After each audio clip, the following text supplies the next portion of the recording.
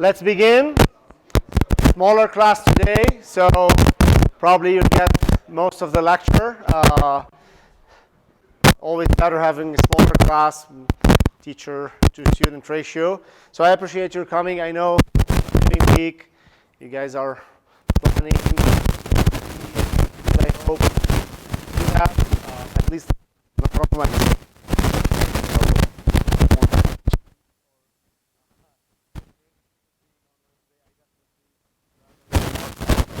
If I happen to be on the Wednesday before Thanksgiving, I'll probably just cancel it. Because, you know, people have travel plans and have the right to get it done on Thursday. At least until next week Thursday, and potentially I might first due after the final exam. And so, you know, that works because it's extra. But, things happen sometimes with things don't go according to plan because we're trying to see what it is and trying to match the expectations of the class and the expectations of the course, etc. Anyway, without further ado, I want to finish the value problems today. This time we have this beautiful for an epidemic or flu, and we calculate variables that we were tracking, susceptible population by and the recovered population described by R. They are coupled with each other. When we say coupled,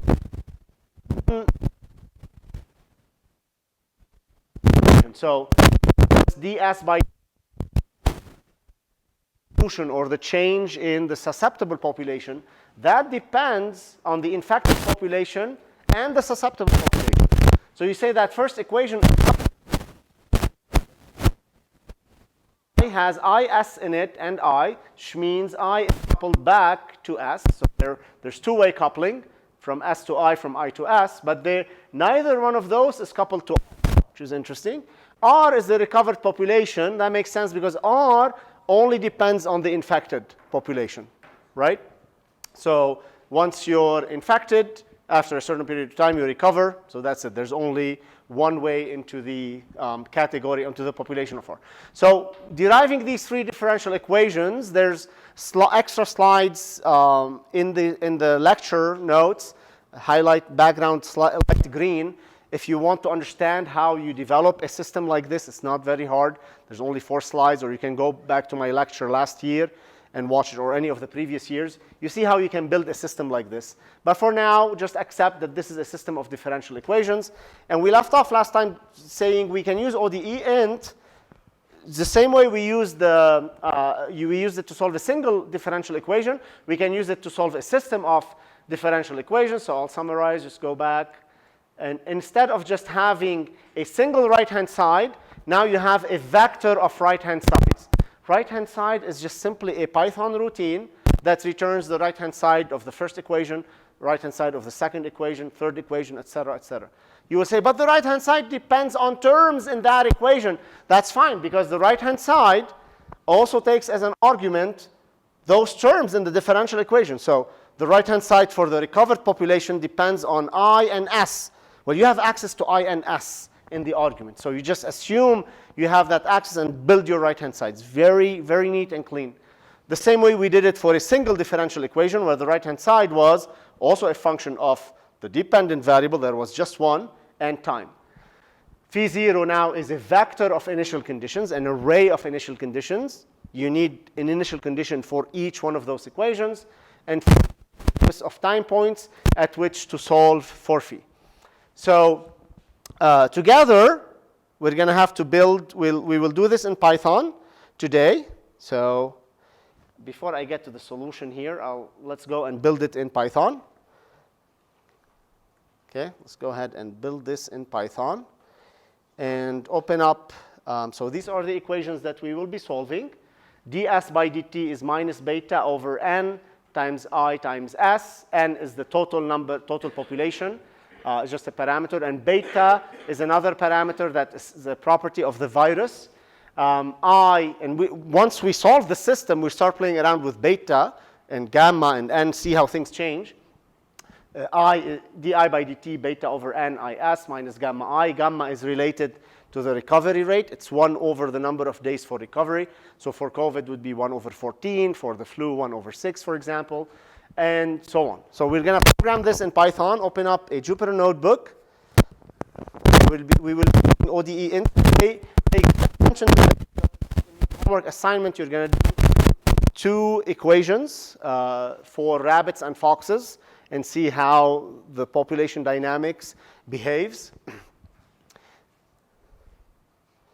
All right, so we're going to create a new notebook. So again, here I'm teaching you how to drive without looking under the hood yet, because I think that's very useful. That's in practice what you will use moving on with your life and your career, which is going to use ODE int. So we'll get that out of the way. Gives you a victory. Always nice to have a little victory. Okay, what happened here? Come over here. All right. And I'm going to get my boilerplate.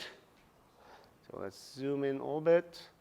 So just get your boilerplate from the previous notebook that we built last time. And that previous one had the standard stuff we do, NumPy, Matplotlib, etc. And then I added from scipy.integrate import ODE int. Remember, last time we cooked Mr. Lobster, baked it or fried it, boiled it. So just import those as is. And let me call this in class system of ODEs, SIR model, fall 2024. Okay. So let's define some numbers initially. Going to do the total population. Doesn't matter because we're going to normalize everything eventually. Let's say 10,000 people, population, I don't know, of a small town in Utah. Initial number of initial conditions, let's say, initial conditions. I'm going to start with 1 infected person. 1 infected, okay, number of infected individuals, so just 1. And then recovered, number of recovered is 0. No one was recovered. Num of recovered individuals. So it's as if I'm introducing for the first time an infected individual into a group of 10,000 people. All right. Now, what that means is that the susceptible population is the total population minus the number of infected minus the number of recovered. Right?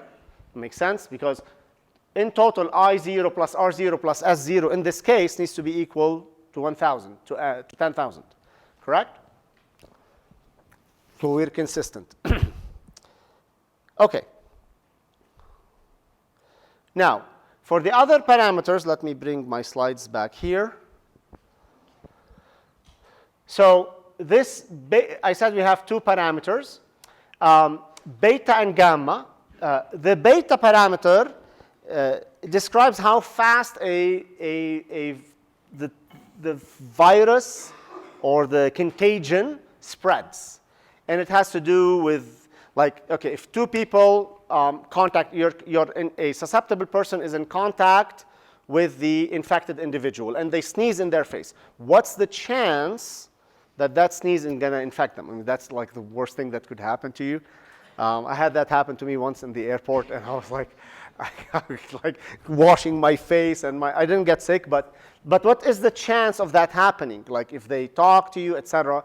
That's described in beta. It's a parameter that tries to aggregate a lot of information, because obviously sneezing is going to cause more likelihood for you to get sick than just simply talking or coughing, etc. So beta tries to aggregate all that information. It's called the contact rate parameter, if you want to get in the details of that. But let's say contact parameter.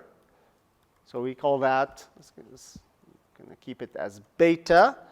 Okay, and let's give it 0.75. I don't know what that number is.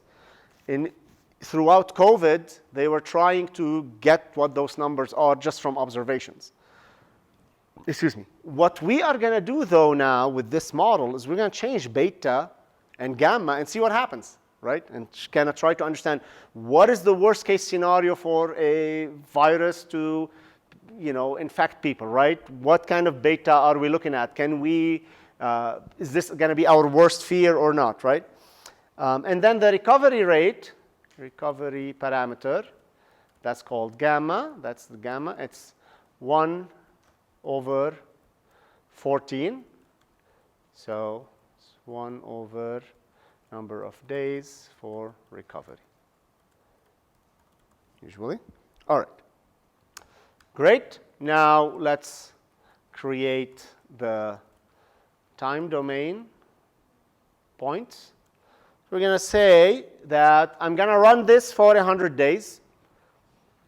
Seems a reasonable time. Sometimes you see nothing for these 100 days. If the spread is very slow, then you change that, t-end, right? Sometimes you see a lot of change happening quickly, then you don't need 100 days. You probably need 10 days. Or in seconds, whatever ODE you're solving. Okay, so that's kind of how you try to guess that, that number. So t-end 100. Now the units in this problem, t is in days. Okay? T is in days here, right? In other cases, you might have t in months. In general, t should be in seconds, right? But for these long-term problems, it's better to just describe everything in terms of a unit that is humanly understandable for something like this.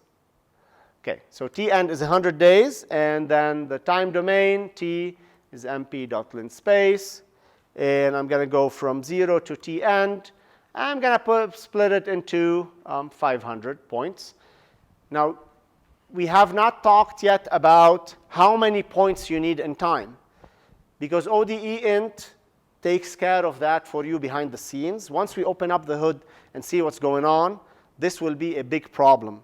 How many time points do you put as you solve the problem? Because that will dictate whether your solution is going to be physical or not. odeint, on the other hand, hides all of that. And whatever number of points you put here, it will give you a solution. Might not be very accurate, but it will be stable. It will give you a solution. So that's what's nice about odeint. So I'm not too worried about how many time points I put. OK, so now I need to build the right-hand side. So build the right-hand side vector for the SIR model. So that's why it's called SIR, because you have susceptible, infected, and recovered. OK, so what does that look like? Let's go back here. Right-hand side, it's going to be defined right-hand side. It's going to, by default, by definition, from Python, they tell us that. It needs to take phi and t as its arguments. So define SIR right-hand side, phi and t. Now phi is a vector containing the quantities that you're solving for. So here we will assume phi is going to contain essentially S, I, and R. So its phi is going to be a vector that contains the information for S. Now, what is that going to be? Don't think about it now. Once we open the hood, you'll understand what this contains. But for now, know that it contains the most current information for the value of the susceptible person at that time, for the infected population, for R. Now, does this order matter? It doesn't matter as long as what you're returning is consistent with the order you chose.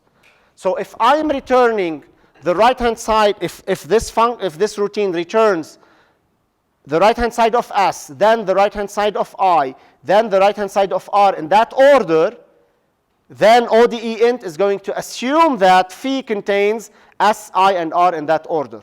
You want to change the order, you want to do it R, S, I, then you better return the right-hand side of R, then the right-hand side of S, then the right-hand side of I. Just be consistent. The order doesn't matter as long as you're consistent with what you're returning. So at the end, this function is going to return a vector of right-hand sides. It's going to be right-hand side of S, right-hand side of I, and right-hand side of R. If you change this order, if you put R first, S, and then I, then phi is going to contain R, S, and I. Okay? Just keep that in mind. To me, I don't care much about this. I just follow the order of the equations. I have them listed here. So S, I, and R, and I'm going to build the right-hand sides for S, for I, and R in that order. So let's do that. So the first thing I do, I say S, I, and R is equal to phi. So what that does, so phi is an array. Phi 0 contains S, phi 1 contains I, and phi 2 contains R. So I'm just going to take them out and put them into, give them names, so I'm not confused as I'm putting the right-hand side together. Okay? So when you do this, then RHS for S is equal to minus beta over n, just like the slides tell us, right? I mean, seriously, it couldn't be easier than this. When we used to program with Fortran and other languages, it was a nightmare to do things like that. Okay, so minus beta over n times I times S. I mean, it's like so easy that you're like, this is unbelievable that you can do this actually. Yep, it's that easy. RHS of I is equal beta. Okay, so I need actually beta to be a symbol here. Beta over n times I times S minus gamma times I. And then RHSR is gamma times I. Question? Sorry. Comment? All right. And then what I need to do, I need to return those. You can put them in brackets or not, doesn't matter. Maybe it matters. But that's how I'm returning them. So now you see the order of this has to be consistent with which equation you're solving. So the order of the variables here. If you change this, you better change the meaning of those. Once you do this, you're done. So now, next, we just need to do the ODE int. So I'm going to do my initial condition vector, y0 or IC, I'm going to call it. I'm going to put, I'm going to do them in that order as 0, I0, and R0. So also your initial conditions need to be consistent with this order. So you see how everything needs to be consistent? So I can't give my initial condition vector in a different order than my right-hand sides. Then what Python is going to believe, you gave the wrong initial condition to the different, you mixed up the initial conditions with different equations.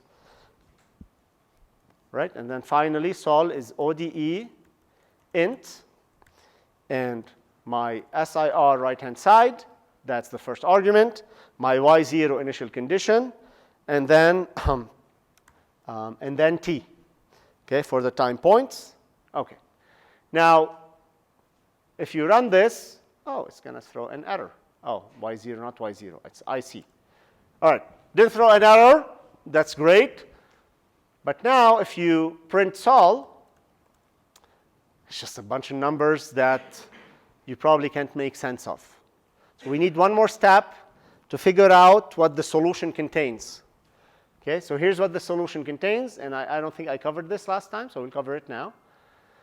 So once you run ODE int on a system of equations, the solution is going to contain a two-dimensional array where in each row, in each column, you have, the first column contains the solution of the first equation at all time points. So the first equation here is phi 0. It's going to contain phi 0 at t0, phi 0 at t1, all the way phi 0 to t end. The second column contains the solution to the second equation at all time points, and so on and so forth.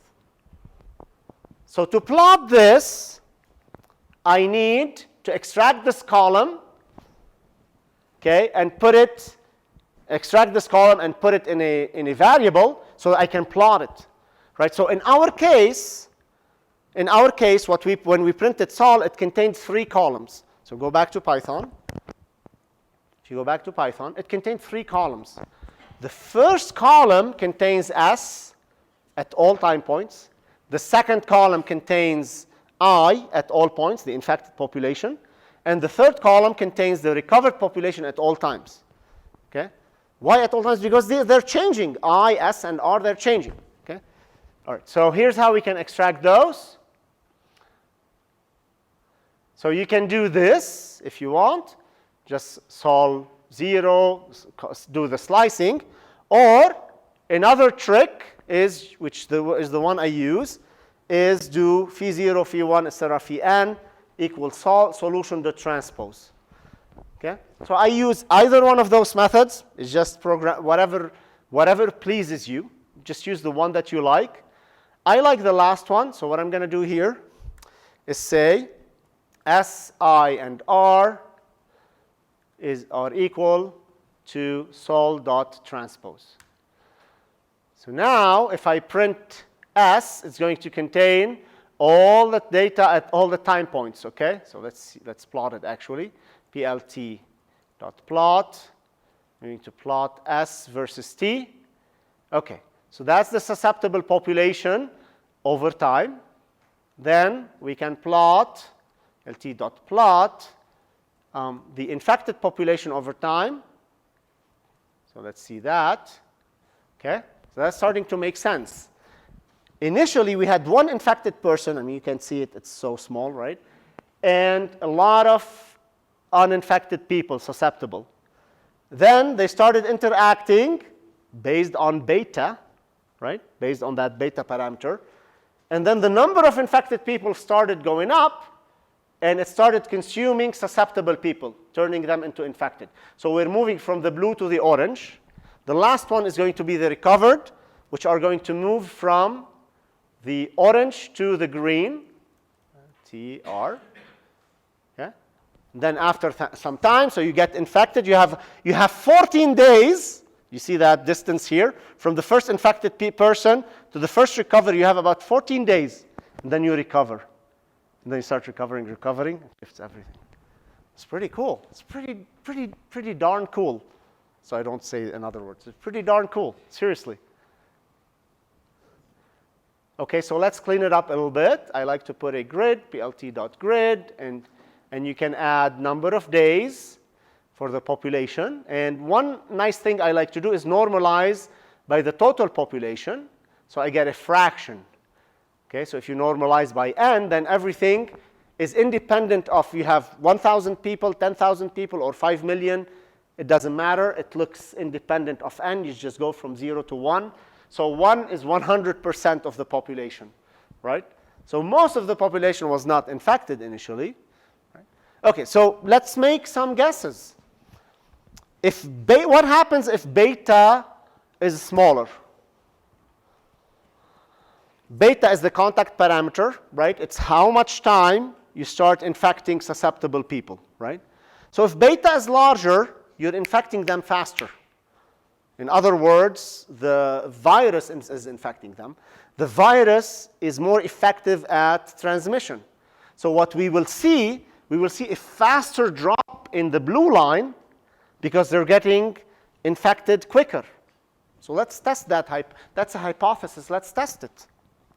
So let's go ahead and change beta, and let's put it at, 2.75, let's say. Okay? So if you do that, look at this. It immediately started infecting people, right? Because the contact rate has been augmented because the virus is so effective at infecting. It can infect you through the eyes, through the ears, through your skin, whatever, right? It's going to infect you quickly, but then, and look, you shoot up very quickly. 80% of the population was infected within probably a week.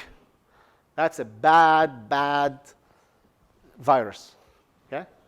Now, what if beta is small?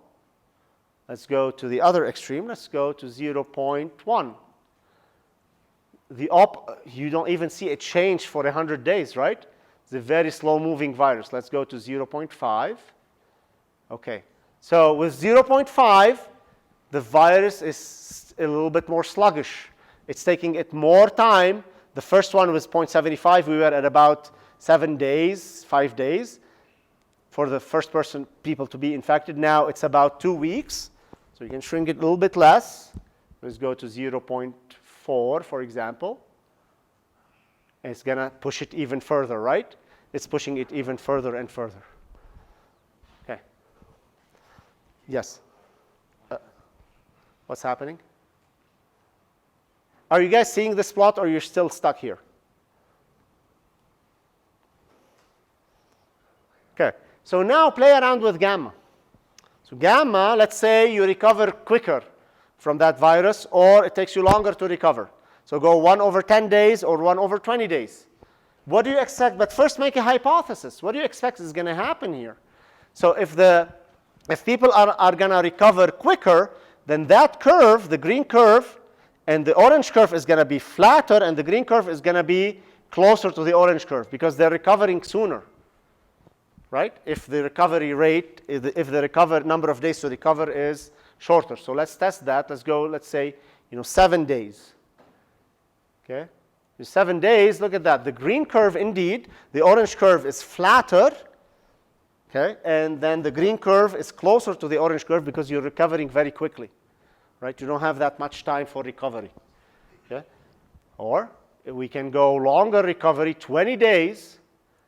And remember, you're still infectious during those 20 days. So that's going to delay that green curve even further down, right? While at the same time, the virus is still infecting people. Okay? It's a cool model to kind of manipulate things about now. Guess what you can do with this? And I was thinking about an extra credit I told you last time. I'm still hesitant. I'm not sure if I want to give it out or not because final exam and another homework, it might be too much. But what I was going to ask you to do is, with a model like this, you can truly study whether social distancing makes a difference or not. And like, how much do you need to social distance? Does it make a difference if everybody is locked down? Or could we achieve the same results if only 50% of the population is locked down? Or 25%, like the most vulnerable, or the kids, or the elderly, right? Like, with a model like this, you can have actual facts, not opinions, right? And so, and that's the benefit of this, to kind of test things out, right? So I don't know if I'm going to release that extra credit, but that was the purpose. So actually, I did do the, if you want to see the results of that, so I did have a model with what is it, social distancing. Did I have a model with social distancing? Yep.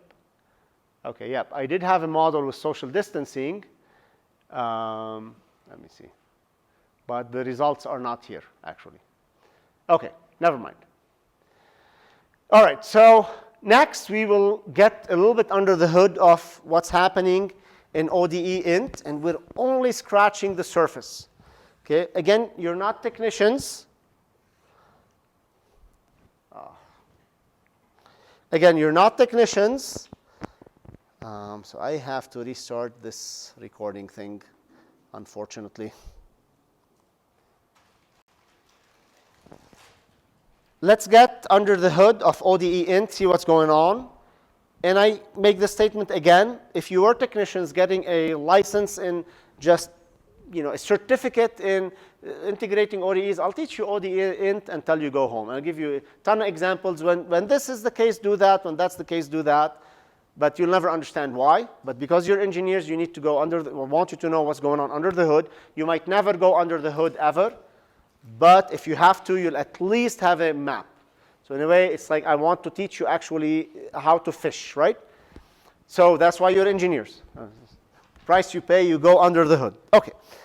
And really, we are just scratching the surface here. But it's very, very enlightening to see what's going on under the hood of ODEs, of ODEint. And we start with what we call explicit time integration. And you will see later why we call it explicit time integration, but that's the name for it. And we're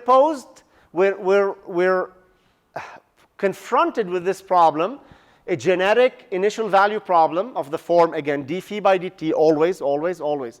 first derivative on the left-hand side and something on the right-hand side.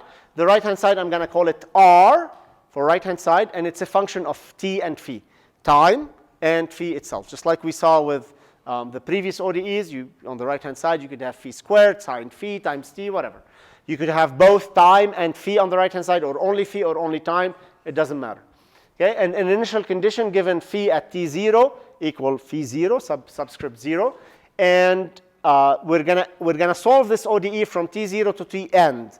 In other words, we're trying to integrate that ODE in time, but numerically. Right? So we're starting here at t equals 0. We're starting at phi 0. And our goal is to find this curve in red. All right? The first step is to divide our time domain like we did with the space domain for the rod heat transfer, same thing. Our time domain is going to be divided into small points, into small intervals. We call those intervals delta t or h, again, just nomenclature. We call that the time step. And at each one of those points, you have an actual time. So if you're starting at 0 and your time step size is 1 second, t1 would be 1 second, t2 would be 2 seconds, and so on, all the way to however many seconds. With the epidemic model we saw, our t end was 100 days, right? We started from 0 to 100 days, and we had 500 points in between. So that's it. So then our goal is to find the solution at those discrete times. So phi 1, phi 2, all the way to phi at t end. Now, phi 1 is equivalent to saying this is phi at t1. This is not the second ODE. I know the nomenclature can get mixed up, but make sure you make it clear to you what we mean by phi 1 here. Phi 2 is phi at time t2. Phi n is phi at time tn. What is time tn? Is t0 plus n times delta t. It's an actual physical time. Right? So now you shrink that into, just for simplicity, you have a value at phi 0 that's given to you. And our objective is to find phi 1, phi 2, phi 3, all the way to the end. Okay? Now, we want, because we only have the initial condition and the differential equation, what we're going to do, we're going to take that differential equation and somehow convert it to a formula that uses the initial condition to give me an estimate of phi 1. And then we're going to treat phi 1 as a new initial condition and use that same formula to give me phi 2 and so on. Okay? Actually, we know how to do that. So first, you need to recognize that the governing differential equation, the governing ODE, is valid at all of those discrete points. Because that ODE is valid continuously from t0 to t end. It was created that way. If it's valid continuously at all of those, continuously from t0 to t end, then it must be valid at those discrete points as well. So we can apply it at those discrete points as well. Now, since we only know the initial condition at t0, we're going to start by evaluating the governing equation at that initial point. So I'm going to take d phi by dt. So that differential equation is true at t0. Agreed? We agree with that, because that differential equation is created from t0 to tn. So we're going to take that differential equation and evaluate it at t0. So what this looks like, d phi by dt at t0, if you haven't seen this, you should have seen this nomenclature from calculus, derivative evaluated at a certain time or location in space. But for the right-hand side, what that means is that the right-hand side is also evaluated at t0 and phi 0. Remember, r is expressed in terms of t and phi. So it could be t squared times sine phi. Then it would be t0 squared times sine phi 0 squared. Phi 0. Okay, good. The next step now is to convert this equation to get some information about phi 1. What do you suggest we do? You're just working on your homework right now. Something related to that. What do you think we can do? So I already have information here that I know, t0, phi 0. This one, I want to do something to it so that I get information about phi 1. Okay? What did we do to compute? Many of you argued with me during help sessions, why are you computing derivatives if we can just evaluate the derivative of the function? Because if you can take this derivative, approximate it with a finite difference approximation, then lo and behold, you convert this continuous derivative into a numerical derivative that combines phi1, which we don't know, phi0 that we know, h that we know, and lo and behold, we get a relation between phi1 and phi0.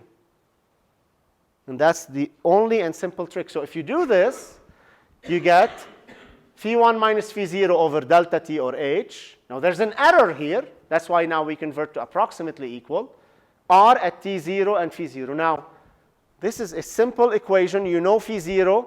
You know r at t0 and phi0, right? Because you can just evaluate that because you know t0 and phi0. So then you can solve for phi1, right? So that gives you phi1 is phi0 plus delta t times the right-hand side at 0. So this is saying, in other words, the value in the future is equal to the value in the past, because phi1 is phi at the new time. Agreed? Phi at t1. Phi at t1 is equal to phi at t0, the previous value, plus the spacing with the past times the slope. So if you think about this, if you know your speed and you know your current position, you can tell your next position just from the speed, right? And the speed is nothing more than the rate of change. This is equivalent to that idea. You're kind of moving in time. We're starting at an initial point. We know our rate of change at that initial point. By definition, that's the differential equation. Okay, so now we get phi1. Okay, that's great. So now,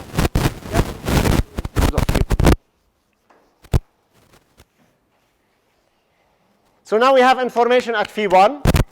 We know what phi1 is. The ODE applies at phi1. It's true at phi1. Do the same thing, but get me the formula for phi2.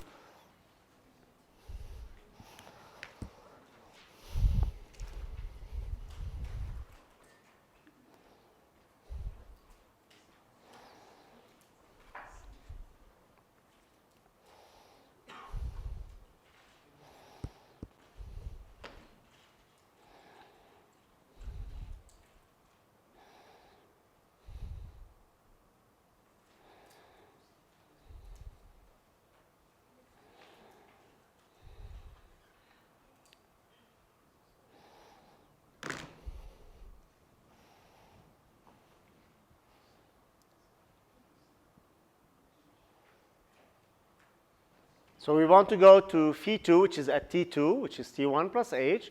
Then phi2, do the same thing we did here. So evaluate the derivative if you want at phi1, because you know now the information at phi1. It should be exactly the same formula, but with different indices, right? Did you get something ever? Did you get an answer?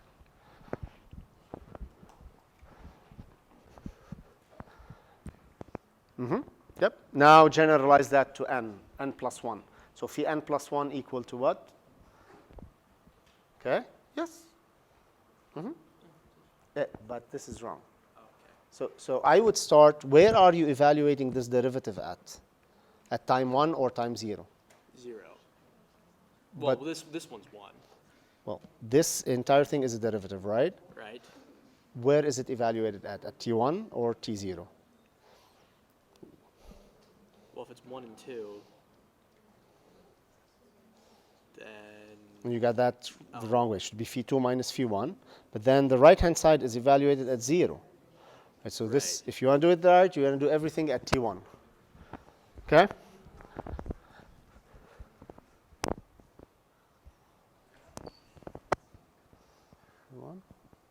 No. Nope. It's not additive. So you're redoing the derivative. Okay. So let's do this. For t1, for a time t1, so once you found phi1, now you're going to try to get to phi2. So you do the same thing. You evaluate that ODE at t1. So you get d phi by dt at t1 equal right-hand side at t1 and phi1. But what is d phi by dt at t1? It's phi2 minus phi1, right? And then that gives you what? The next point. Phi2 is phi1 plus the spacing with phi1 times the right-hand side evaluated at t1 and phi1. So now you see the pattern. Phi at 1 is phi at 0 plus delta t right-hand side at 0. Phi at 2 is phi1 plus delta t. You start kind of building your way through each point, right? And then in general, at any point in the domain, phi n plus 1 is equal to the previous value plus the spacing times the right-hand side at the previous value. And I could have started with this formula from the beginning. I would have said, at any point inside that time domain, I'm going to evaluate that differential equation. d phi by dt, okay, at n is equal to right-hand side at n. But that, assuming I know information at that point n. Then estimate n plus 1 by approximating the derivative, and you get this formula. This is called the forward Euler formula. Same thing as forward Euler difference when we did it in space. There's no significance between space and time in regards to finite differencing. When we did the derivative d phi by dx, phi I plus 1 minus phi I over delta x, the same thing here. d phi by dt is phi n plus 1 minus phi n over delta t. It's the same thing. It's the same exact formula. The other one has space, this one has time, but it's the same thing. So that's why it's still called the forward Euler formula. In fact, this is called forward Euler time integration method. Okay? Now, a simple algorithm could emerge. I have a little pseudocode here for you. We're not going to do this year. But I want to show you, if I know how to connect this. Hold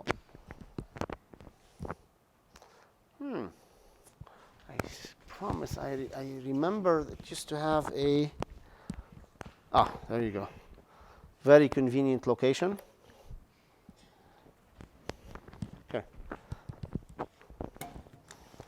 So in practice, we would write code for this, but odeint is doing something like this in the background. Starting with an initial condition, and you build your way one point at a time. From phi 0, you go to phi 1, you take phi 1, you build phi 2, and so on. Okay? So let's see now.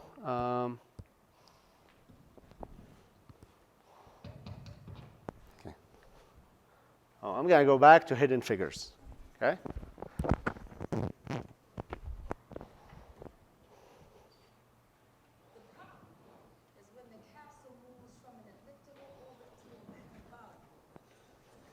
Mathematical formula. We can calculate launch and landing, but without this conversion, the capsule stays in orbit. You can't bring it back home. Maybe we've been thinking about this all wrong. How's that?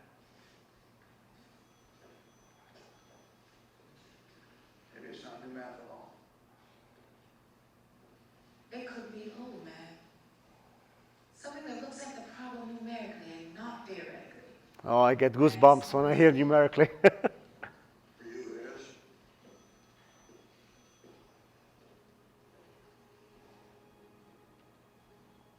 Euler's method. Euler's method. Euler's method. But that's ancient. But it works. It's not ancient, Sheldon. Numerically.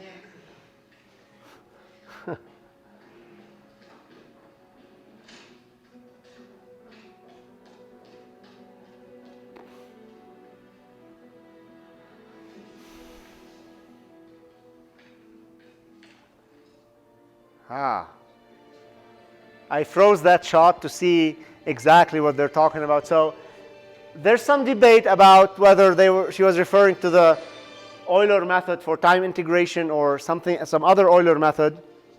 But there's the fact that, indeed, to predict the trajectory of the capsule, the orbit, they had to do it in time. So it was essentially dx by dt, the location of the capsule, is a function of time. It's only a function of time. Okay? Was equal to a bunch of things, forces from the Earth, gravitational field, etc. And given a launch point at a given altitude, how is that capsule going to orbit the Earth or go to the moon, etc. So they did that integration by hand, one step at a time. Okay? Over time, one step at a time, to see what destination they got to. right? If something went wrong, they would change the initial speed, etc., and the launch point just to be able to figure out how to get right on point. And so this is not fake stuff. This is real stuff. I use the forward Euler method in our production code, in our research. We get actual publishable research results that people are using. The study we did for the COVID-19 for the Utah Symphony had this method in it. Very simple, beautiful, elegant, and does the job. Okay? It is a first order method, however. What does that mean? This is a question I will ask you on the final exam. This is a first order method, so the error is only a function of h, not h squared or h cubed. H is the time spacing. So if I double my number of points in time, I'm only going to cut the error in half. Okay? So it's still a first order method, but it's pretty workable. So here's an example that I let you, we'll go through it together very quickly here. But I highly recommend that you kind of rehearse it at home just to know what's going on. This used to be an activity. So we're taking this differential equation. Okay, so let me go back. Here's an example. d phi by dt is equal to minus t squared times phi to the power 4 with an initial condition of 1. So my right-hand side here is minus t squared times phi to the power 4, right? And we're going to start from t0 equals 0 to some t end with a time step size of 0.5 seconds. And my forward Euler formula is phi n plus 1 equal phi n plus the spacing, h or delta t, times the right-hand side. Now, there are so many of these formulas. We're only learning a couple here. We will learn only a couple. In your homework, I'll give you another one. In the final exam, there's so many other formulas, but the procedure is the same. Okay? There's phi n, right-hand side, but you should be familiar with the nomenclature. When I say r at tn and phi n, you should understand what that means. You need to know what that means because you have to calculate some numbers with that. Okay, so first question was express the right-hand side in terms of t and phi as specified in the governing equation. So my right-hand side, so if I take this forward Euler formula, which is general, applied to this ODE, what I get is phi n plus 1 is phi n plus 0.5, which was my time spacing, right, times the right-hand side at tn and phi n. What is the right-hand side? It's t squared n times phi n to the power 4. That's all you need now to start building your solution. So you start at 0. Phi 0 is given to you. It's equal to 1. Then you take that formula to go to phi 1. For phi 1, n is equal to 0. So what do? You get phi 1 equal phi 0 minus h t0 squared, phi 0 to the 4. You plug in the numbers, you get an answer. I highly recommend you do it in this form so you understand what time is and what phi is. Okay? So you do the other one at t2, which is 1 second now, because we took t0 to t1 is 0.5 second difference, then another 0.5, gives you phi 2. Again, go back to the formula. For phi 2, n is equal to 1. So phi 2 is equal phi 1 plus 0.5 times t1 squared plus phi 1 squared. It's just an index. Okay? So, and if you keep track of the index, you're not going to get in trouble. It's very systematic, mechanistic. No magic, no rocket science here, although they used it to do rocket science, right? But there's seriously nothing fancy here except making that jump to approximate as a derivative as a finite difference. Now see try to synthesize what we've done. So far we had used the derivative, we were given data, and we used the finite difference to get the rate of change of the data. And I told you, yeah, that's an easy problem. Because you know the data. Here you don't know the data. You don't know the answer for the curve. And you're using the approximation to the derivative to find the answer, to find all of those data points. And that's mind-blowing. Okay, and you continue this. I highly recommend you do this exercise at home. Okay? Because you will see this. I guarantee you're going to get 2-3 problems like this on the final. The final is not going to be essay questions, or it's going to be some few problems that you have to work by hand. Okay, I'll send more info about the final. Don't worry about that now. All right, so this slide is in light green, so you're not expected to know this, but it's additional material for you. This is the algorithm on how we do I'm going to keep those slides for you, not to confuse you or scare you, but just if you want to create your own routine, this is the whole thing in Python. to do the forward Euler method. It's so easy. Okay? We used to do it in the past, but I don't think it's really necessary now. And you can do the same thing with a system of equations, and you just integrate them all. Instead of doing one equation, you can do them for 2 or 3 or 5 equations. Same thing, there's an example here. Okay? And you can do that as well. If you did this example, you can do any other example. Okay, so that's explicit time integration. Now, why did I call it explicit? Because the formula for the new point, for the prediction in the future, only depends on known information in the past. Right? So there was nothing weird about these formulas here. Phi1 was only dependent on Phi0. Phi2 was only dependent on Phi1. Right? Phi3 was only dependent on Phi2. There was no nonlinearity, nothing. It was just simple algebraic evaluation, right? That's why we call this method explicit time integration, because the future only depends on the past. Only depends on things that you know. Okay? Only depends on things that you know. Now, in practice, if you were to take that forward Euler method and apply it to solve a realistic problem, the first question that you will ask is, what is my spacing in time, that h? How do you choose h? So far, I've given you h. With ODEint, we didn't worry about it. You shouldn't. But for the example we did, I gave you h equals 0.5 seconds. But when you're faced with a real problem in your forward Euler method implementation, if you're writing the code for that, or if you're solving it by hand, you have to choose your time step size, that h spacing. Okay? I have a little discussion here. All right. So then if you were to do that and try to solve this problem, for example, d phi by dt equal minus 1,000 phi with an initial condition phi 0 equal 1. Okay? Now, this is a typical problem of reaction chemistry where you have some fast reaction occurring in a very, very, very short period of time, and then nothing happens. So you have a lot going on in a very small period of time, but then nothing going on for a longer period of time. Okay?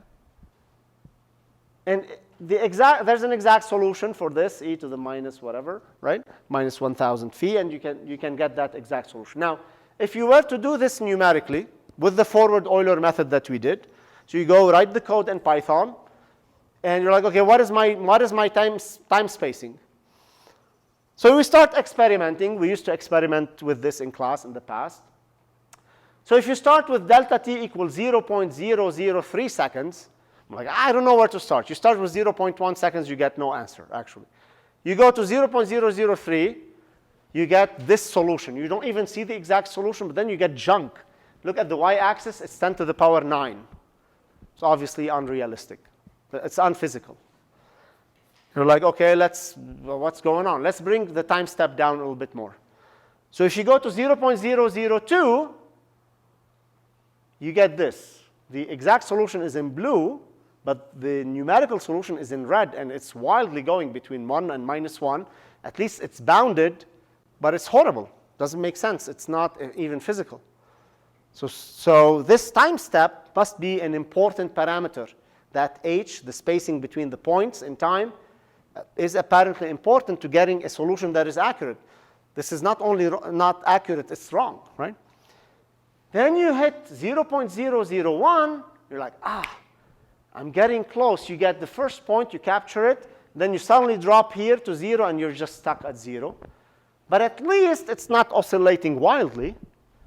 Then you go to even lower delta t, and you start getting closer and closer to the solution. So the numerical solution is in red here. We're getting closer to the exact solution. Okay? So that's very interesting. Well, what's going on here? Obviously, the key observation you get out of this is delta t, or the spacing in time, is important. For certain values of that spacing, you get wildly unphysical solutions. We call those unstable solutions. Okay? They're just wildly oscillatory. They give you unphysical results. They're not stable. They're not bounded. Here's a basic explanation of why this is happening. Take a generic ODE that looks like d phi by dt equal minus a times phi. I want to try to reproduce the problem we worked with. We had minus 1,000 phi, right? And I want to see if something in the numerical solution, if it can tell me something about h, about delta t, like what can this tell me about, is there a constraint on delta t? Because obviously, after a certain value of delta t, I'm getting good results. Below a certain value, above that value, I'm getting junk. So there must be a condition there. Could we extract that condition? So here's a basic explanation. We have this model ODE, d phi by dt is minus a phi. It's an initial value problem. Phi at 0 is phi 0. Let's see what happens. So again, we're using the forward Euler method.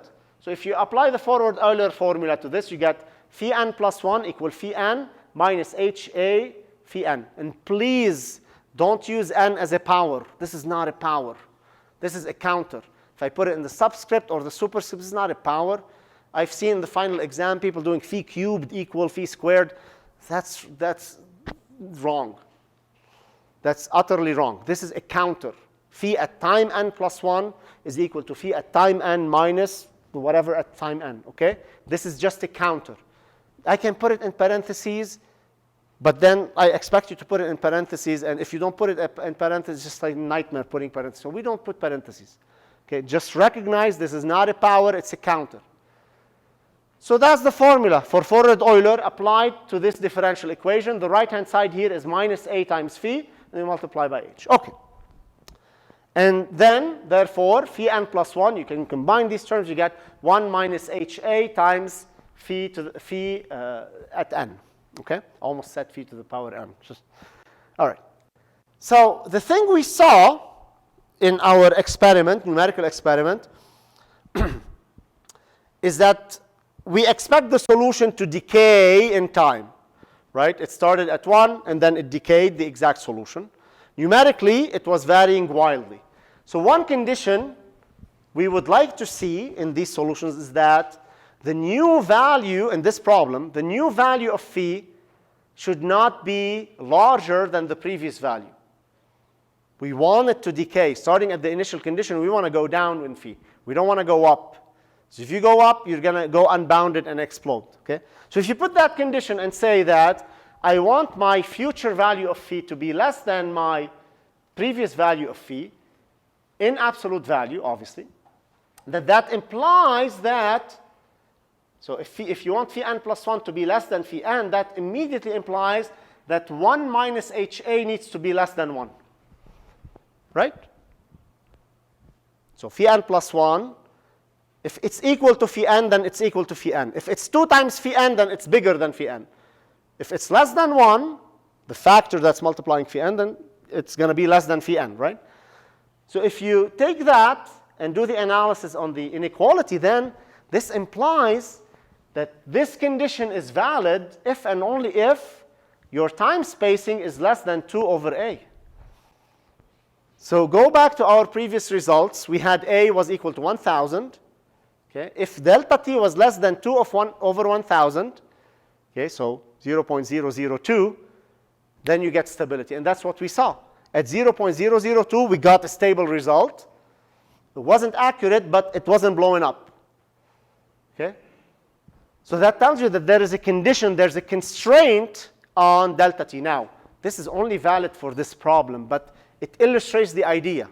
And in fact, any explicit time integration scheme, despite how easy it is to solve, because it's only an algebraic relation between the future and the past, it always has constraints like this, unfortunately. It only has constraints like this. Now, this is very annoying because for a problem like this one, this means that I have to have a lot of time steps just to capture this small region, and then nothing is going on here. And that makes sense intuitively, because if I'm trying to capture this curve numerically, I need to take very small steps. Because it's changing so fast, I need to take very, very small steps in this very, very fast change over here, so I'm able to capture the curve.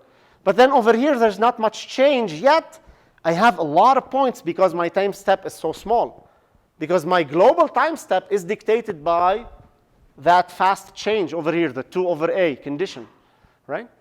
And that's usually a problem. So it ends up costing you a lot more time steps than you need. So we need a better method that circumvents this issue, and this is where implicit time integration comes in. So implicit as opposed to explicit. Explicit has 2 features. It uses, the future only uses information that is known from the past. Okay, future only uses information that's known from the past. And the answer is a simple evaluation. Future equals something, function of the past. That's a very simple evaluation. It's an algebraic, simple relation, very simple to evaluate. Implicit methods, on the other hand, turns out that they also use information from the past, but also from the future, which you don't know. That makes them implicit. And now we will see what that means mechanistically.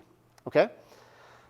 So we know we know the information at state n, so that's the past, phi 0 or phi 1, whatever, phi n. In explicit methods, we evaluated the derivative at time n, so that we express the right-hand side at time n, and then split that derivative into n plus 1 minus phi n, and we got that formula. Okay, phi n plus 1 minus phi n over the time spacing. What's most important here is the right-hand side was always evaluated using the past. With implicit methods, we say, instead of evaluating the derivative at n, so I know the state at n. Explicit methods, we evaluate the derivative at n. In implicit methods, I am at n, but I'm going to evaluate the derivative at n plus 1. So see what happens. It looks the same, except now your indexing is different. So you have d phi by dt at n plus 1. Pay attention to that. But more importantly, note the right-hand side is evaluated at the future, at a point you don't know yet. The right-hand side is evaluated at phi n plus 1, but you don't know phi n plus 1 because you only know phi n. So see what happens? Now if you do a backward difference on the derivative, you get the same formula on the left-hand side, phi n plus 1 minus phi n over delta t. Okay? But the right-hand side is a function of n plus 1. Okay? So now what does this mean? You get this formula, phi n plus 1, looks like the forward Euler formula, except the right-hand side is evaluated at n plus 1. I know I moved the indexing here from subscript to superscript. It's the same thing. Okay? It's just a counter. Okay? Now we call this the backward Euler method. Okay? Backward Euler method. But it is problematic. We'll see why. But first I want to prove to you that this one doesn't have a stability problem. It doesn't matter what you, yes?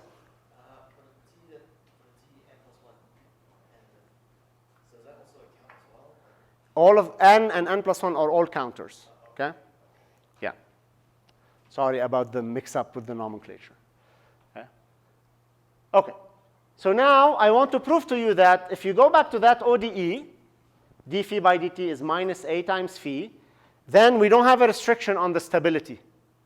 Remember, our condition was that, so this is our formula, and our condition is that we wanted phi n plus 1 to be less than phi n. Always. For stability, right? Now this is my formula for phi n plus 1 for this problem. It's 1 over 1 plus HA times phi n, and that number is always less than 1, regardless of the value of h. Agreed? It's 1 over something larger than 1. So it's that number, that ratio is always less than 1. And just simply, we say that these implicit methods are unconditionally stable. There's no condition on stability. Whatever h value you throw at it, it's not going to blow up. They are incredibly, incredibly efficient and stable. Whatever value of the time step, I could put 10, it's going to give you an answer. Might not be very accurate, but it's not going to blow up at least. Okay? Now, there's a problem with this backward Euler method. I mean, right now you're looking at this like, what's the difference with the explicit method? I'm telling you it's the right-hand side because the right-hand side is a function of n plus 1, not a function of n. What does that mean numerically? So I'm solving for phi n plus 1 here, agreed? I know phi n. I'm solving for phi n plus 1. But the right-hand side is also a function of phi n plus 1. So what kind of equation is that going to give me? Say it, say it. No. So what if the right-hand side is sine phi n? Yes, Ashton. Before it's a single equation. What? Yes. Yes. Because the right-hand side depends on what's on the left-hand side. So it's like you have x is equal to some number plus sine x. Phi n plus 1 exists on both sides, and the right-hand side could be nonlinear in general. Could be sine phi, could be cosine phi, could be exponential phi, phi squared. In general, it will be nonlinear. If it was a function of n, even if it was sine phi n, but it's a number, because phi n, you know it. But you don't know phi n plus 1, you're solving for phi n plus 1. So this is, in general, a nonlinear equation in phi n plus 1. So go back to nonlinear equations. So when you ask me about for the final, what do we have to study? Study ODEs, but you're going to see nonlinear equations. You're going to see Euler's method and Newton's method, for sure. So you have to know how to remember how to do that. So then we write the residual form, again, like Newton's method, R of phi n plus 1 is phi n plus 1 minus phi, etc. Now, this is the cool thing, is that because we employed the future, it brought in nonlinearity. It made the problem more complex. We're trying to predict the future, but we're going to use the future to predict the future. It made it implicit, and implicit means nonlinear. Okay? That's the complex. That's the beauty and complex. You tie in future and nonlinearity. It's a great idea. Okay, let's do it. I have several examples here. Let's do one. So if you get du by dt equal cosine u, if you use an explicit method, doesn't matter what's on the right-hand side. Everything is going to be evaluated in terms of the past. Even if the right-hand side has exponentials and transcendental functions, they're all evaluated in terms of the past values. They're going to be fine. But when you do backward Euler or an implicit method, you're going to become nonlinear. This is it. Un plus 1 is un plus delta t times cosine u at n plus 1. You're solving for un plus 1, right? You're solving for that. So that's a nonlinear equation in un plus 1. Okay? It's a nonlinear equation, un plus 1. It's still confusing to you. Put x equal a plus delta t times cosine x. Solve for x. Oh, that's a nonlinear equation. If you can't tell it's a nonlinear equation, I'll see you next year, okay? So this is a nonlinear equation, un plus 1. Okay? And then you write the residual like we did with Newton's method. You're going to have to go back and remember Newton's method. Okay? You write the residual form, and then you take time step 1. u1 minus u0 minus delta t cosine u1 equals 0. And now you're going to have two counters when you do Newton's method, because Newton's method has an iteration counter, right? Okay, so now your number of subscripts and superscripts is going to explode. Okay? Then you solve for u1 using Newton's method. Once you get u1, you go to u2. Same thing. u2 minus u1 minus delta t cosine u2. This is not u squared. This is u2. If you're confused about that, put u of t2, okay? If it's confusing, okay? But this is not u squared. This is u2. Please, okay? This is u2, not u squared. u2, this is not u squared. u2, this is not u to the power 1. This is u1, u at 1. You know this from here. Then you solve for u2 and so on. And then you build your solution. I have a few more examples. I have another example here for a concentration with reactions. Again, the same thing. You do the Newton update and so on and so forth, and you iterate until convergence. And I have a detailed calculation here doing a few iterations. So I'd rather do this on the board, but take me an hour to go through these kind of by hand. So you can refer to those. Your homework assignment is going to contain a problem that's very similar to this one, okay? It's very similar to this one. Just try to dissect the problem into simple pieces. You're nonlinear in time. At a given time step, you have one nonlinear equation. Solve that with Newton's method. I'll ask you to do 1 or 2 iterations by hand, okay? If you're confused about the symbols, give them different names. If you don't want to do U2, U1, whatever, put them X and Y, right? As long as it helps you kind of clarify things. But I guarantee you that this, one form of this will be on the final, okay? All right. So let's see where we're at. I have one more topic and I'll let you go. And we'll be done with initial value problems. I know this is much to condense in the last few weeks, the last few lectures. There's one more lecture next week, and we'll do a fun, nice activity, okay? And then you can go badmouth me on the student feedback as, don't do that, but you can, and then you'll be done, okay?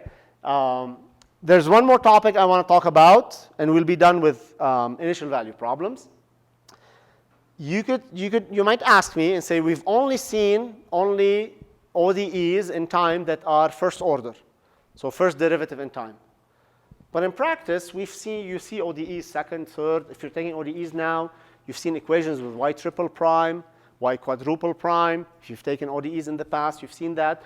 Newton's law, second derivative, d2x by dt squared equals summation of forces, etc., right?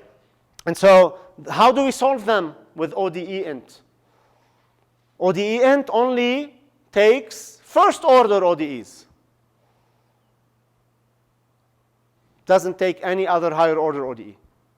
Well, there's a trick to convert any high order ODE into a system of first order ODEs. So if you have a second order, one ODE that's second order, you can convert that to 2 first order ODEs. If you have a third order ODE, you can convert that into 3 first order ODEs. Once you convert them into first order ODEs, you put them as a system of first order equations in ODEint, and you're done. You got the solution, okay? So let's see how that works. The procedure is very mechanistic, so I'll start with this example. So there's no animations here because I put these slides just before coming to class today, so no animations, but let's go from top to bottom and left to right. So we start with this ODE, u double prime plus 3u prime minus 4u equals sine t. Some ODE coming from spring mass systems. Okay, so just take it as it is. It's a second order ODE because it has a second derivative. It is an initial value problem because it only has initial conditions. U at 0 is 1, so that's position. And u prime at 0 is 0, that's initial speed. Think of that. Think of it that way. Now, to convert this into a system of first order ODEs is very mechanistic. You introduce new variables, call them u1 and u2. You call u1 is equal to u. It's very mechanistic. Just follow that procedure and see what happens. And then u2 is u prime. So what you're doing, you're taking, so instead, we want to convert this into first order ODEs.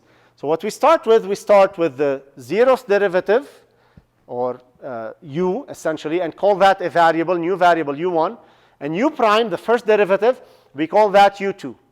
Okay, so that, and then you take their derivatives. So you get u1 prime is u prime, which is u2.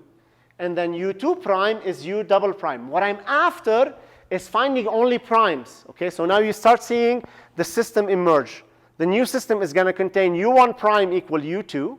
Okay, and then if you take u2 prime and substitute over there, so you're going to get u2 prime plus 3u2, agreed, minus 4u1 equals sine t. So that's going to be your new ODE. It's first order, but it has 2 variables, u2 and u1. What is the ODE for u1? It's u1 prime equal u2. So you convert that second order ODE into 2 first order ODEs. The initial conditions, you do the same. u0 equal 1 becomes u1 at 0 equal 1. Just simple translation from your choice of variables. And u prime 0 equals 0, that's given to you, but u prime is u2, right? So u2 at 0 is equal to 0. So now instead of solving that one, you go and solve this one. Okay? These two equations. So they're two first-order ODEs. You can repeat this over and over again. I think I have 3 examples for you. A classical pendulum, angular position of the pendulum, theta double prime plus gravity over the length of the pendulum, sine t equals 0. You have this condition. Again, you introduce new variables, theta 1 and theta 2. Theta 1 is theta 2 is theta prime. You take their derivatives, you substitute into the equation, you get two first-order ODEs that you can put in odeint and solve. I have another example with a skydiver falling, also subject to drag, and I have another example here with a third-order ODE. So that's also related to spring mass damper. I'll do this one quickly. So this is a third order, so we expect to convert it into 3 first-order ODEs. So that's going to be your procedure to using odeint. If you tell someone odeint, I can use it on a second-order ODE, they will laugh at you because odeint only solves first-order ODE. Okay? First-order ODEs. So what do we do with high-order ODEs? We convert them to systems of first-order ODEs and solve those with odeint. A third-order ODE is expected to give us a system of 3 first-order equations. And again, you start calling your variables, y1, y2, y3. y1 is y, y2 is y prime, y3 is y double prime. And then you take their derivatives. That's kind of step 1. So y1 prime is y prime, but y prime is y2, so you call that y2. y2 prime is y double prime, but y double prime is y3, so y2 prime is y3. And finally, y3 prime is y triple prime. You take this and substitute in the first equation, so you get y3 prime plus 2y3 plus 3y2 minus 5y1 squared. Now, this is actually squared. It's not n plus 1, okay? This is an actual to the power, okay? Equal cosine t, right? Same thing with the initial conditions, and you get your system. So, you know, it's important. It's not the end of the world for this. I've never even given it on a homework, but I will ask you about it on the final, because we used to spend like 1 slide on it. This year we have like these 4 examples, so that's a lot of examples. Just keep that in mind. I will send an announcement about the final and what you expect, what you're going to expect on the final. It's definitely going to be intense on differential equations. Okay, and it will be handwritten. You will have 2 hours. Handwritten exam. I'll send an announcement. Differential equations. Make sure you understand how to do the forward Euler method, the backward Euler method. Make sure you do your homework. The last homework that's released today, due next week. So it has examples that you will see something similar on the final. All right. We still have 1 topic, boundary value problems, next Tuesday. We'll be done. I wish you a very happy Thanksgiving. Have a break. I hope you relax a little bit. Take a breather, okay? Eat some turkey and sleep. And I hope they have pecan pie at Costco.